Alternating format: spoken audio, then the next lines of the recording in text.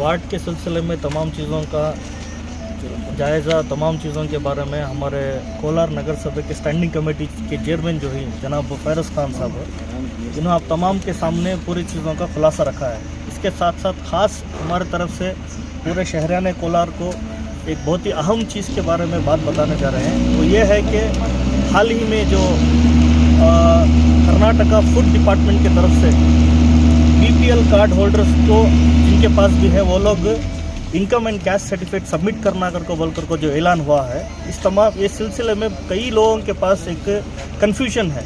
कई लोग कंफ्यूज हुए हैं कि कौन income and cash certificate submit करेगा।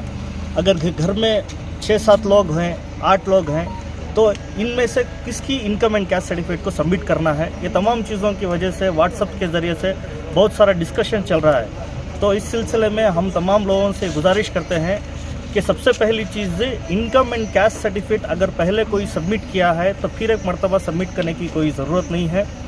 दूसरी चीज़, अगर घर में 7 या 6 लोग अगर हैं तो उसमें से कोई भी शख्स के पास अगर income and cash certificate valid certificate अगर रहे तो वो सबमिट किए गए तो काफ़ी रहेगा।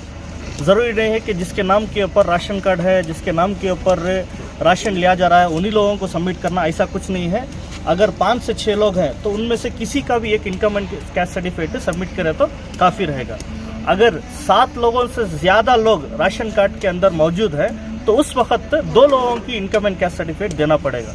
और साथ ही साथ हम लोगों ने फूड डिपार्टमेंट के जितने जिम्मेदार हैं, इंस्पेक्टर्स हैं, उनसे गुजारिश भी की है कि कई जगह पर ऐसे भी हम लोगों को देखना पड़ा है कि घर में माजूर लोग रहते हैं। जैसे कि घर में एक माँ है और कोई उसमें राशन कार्ड में दूसरा किसी का नाम नहीं है। अब माजूर लोग हैं और एक माँ जैसे वालिद कोई रहते हैं, वो लोग इनकम एंड कैश सर्टिफिकेट के लिए साइबर सेंटर्स को जाना या फिर तालुक ऑफिस को जाना बहुत दिक्कत होती है उनको। तो उनके लिए गुजारिश की गई है कि ऐसे अगर कोई राशन कार्ड में किसी का भी नाम रहा तो ऐसे लोगों को माफ़ कर उनको बाकायदा जो राशन दिया जा रहा है उसको कंटिन्यू करें। और ख़ास तौर पर यह पर एक गुजारिश भी की जा रही है कि जितने साइबर सेंटर्स कोलार के अंदर है, बाकायदा बहुत कम रेट से तमाम लोगों को सहूलत पहुंचाने की गुजारिश की जा रही है।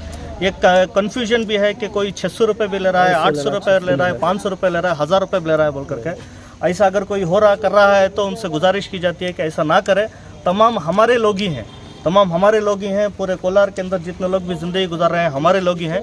तो उनसे जितना आपका खर्च बनता है उतना खर्च लेकर उनके लिए जल्द से जल्द इनकम एंड कैश सर्टिफिकेट का सहूलत फराहम करके। सब इनकम सर्टिफिकेट का गवर्नमेंट फीस है 25 है क्या 40 रुपीज़? 40 रुपीज़ से है।